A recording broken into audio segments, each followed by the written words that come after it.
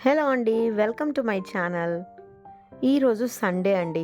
Morning చాలా లేట్‌గా లేచాను. ఎందుకంటే బయట వర్షం పడుతోంది. అస్సలు లేవబుద్ధి కాలేదండి.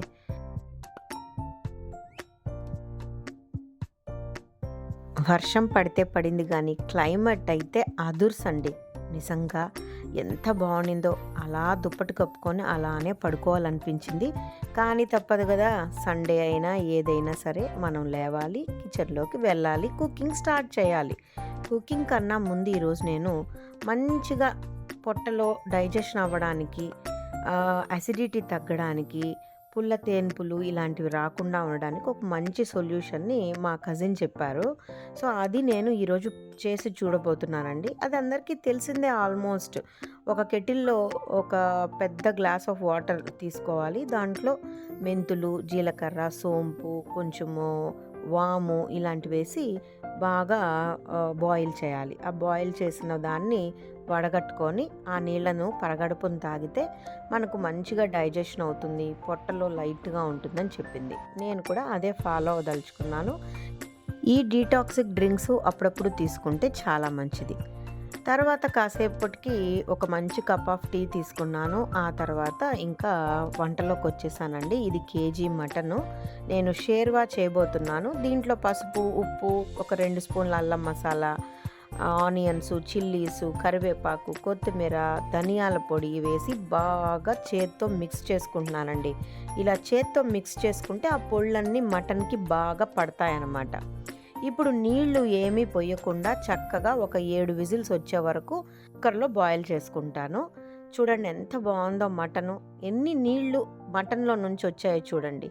ఇప్పుడు నేను ఒక కడాయి పెట్టుకొని తగినంత ఆయిల్ వేడి చేసుకున్నాక పట్టా, లవంగం, ఏలక, పచ్చిమిర్చి, కట్ చేసిన ఆనియన్స్ ముక్కలు, ఒక బిర్యానీ ఆకు వేసి బాగా వేపుకున్నాక ఆనియన్స్ మగ్గడానికి కాస్త పసుపు, ఉప్పు వేసి అల్లం వెల్లుల్లి మసాలా కూడా వేసి పచ్చివాసన పోయే వరకు కాస్త వాటర్ కూడా యాడ్ చేసి మగ్గనిచ్చాను. ఆ తర్వాత కట్ చేసిన హాఫ్ టమోటాను కూడా వేశాను. తర్వాతేమో మిర్చి పౌడర్, ధనియాల పొడి, గరం మసాలా ఇలాంటివన్నీ యాడ్ చేసుకొని టమోటాస్ని బాగా మ్యాష్ చేసిన తర్వాత కలర్ కోసం కాశ్మీరీ రెడ్ చిల్లీ పౌడర్ని యాడ్ చేస్తున్నానండి. ఇది ఎక్కువ స్పైసీనెస్ ఉండదు కానీ మంచి కలర్ ఇస్తుంది డిష్‌కి. సో, ఏ నాన్ వెజ్ అయినా, వెజ్ అయినా ఏ గ్రేవీస్‌లోకైనా కలర్ రావాలి అంటే మనం కాశ్మీరీ చిల్లీ పౌడర్ని ఒక స్పూన్ యాడ్ చేసామంటే, అంటే నార్మల్ చిల్లీ పౌడర్‌తో పాటు అదేమో స్పైసీనెస్ ఇస్తుంది. ఈ కాశ్మీరీ చిల్లీ పౌడర్ ఏమో రెడ్‌నెస్ ఇస్తుంది. ఇప్పుడు ఉడికించిన మటన్ వేసి తగినంత వాటర్ యాడ్ చేసుకొని, మనకు ఆల్రెడీ బాయిల్ చేసినప్పుడు వాటర్ వచ్చుంటుంది. అంటే మటన్ స్టాక్. దాంతోపాటు కొంచెం నార్మల్ డ్రింకింగ్ వాటర్ కూడా వేసి మనం బాయిల్ చేసుకోవాలన్నమాట. ఆల్రెడీ ప్రెషర్ కుక్ చేసేసాం కాబట్టి ఇప్పుడు నార్మల్ స్టవ్ పైన పెట్టి కాసేపు బాయిల్ చేస్తే మటన్ షేర్వా రెడీ అయిపోతుంది. మంచి ఇడ్లీలు చేసుకున్నాను. వేడి వేడిగా మటన్ షేర్వాతో ఇడ్లీ తిన్నామండి. ఫ్యామిలీ అంతా కూర్చొని చక్కగా సండేని ఎంజాయ్ చేస్తూ బ్రేక్‌ఫాస్ట్ అయితే చేసేసాము. నాలో ఉన్న బ్యాడ్ హ్యాబిట్ ఒకటి చెప్పాలండి మీకు.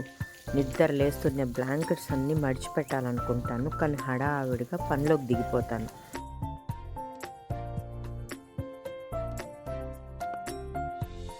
ఇక లంచ్‌లోకి పిల్లలు చికెన్ బిర్యానీ అడిగారు. అందుకే చికెన్ అంతా కూడా మ్యారినేట్ చేసి బాస్మతి రైస్ ఏసి చికెన్ బిర్యానీ నార్మల్ ప్రెషర్ కుక్కర్‌లోనే ఈజీగా చిటికలో వండేసామండి. ఎంత ఈజీ అంటే అంత ఈజీగా, అలాగే అంత టేస్టీగా కూడా ఉంది. ఇక నైట్‌కి రైస్ ఐటెమ్స్ ఏం వద్దు. మాకు చికెన్ తండూరి టైప్‌లో కావాలి.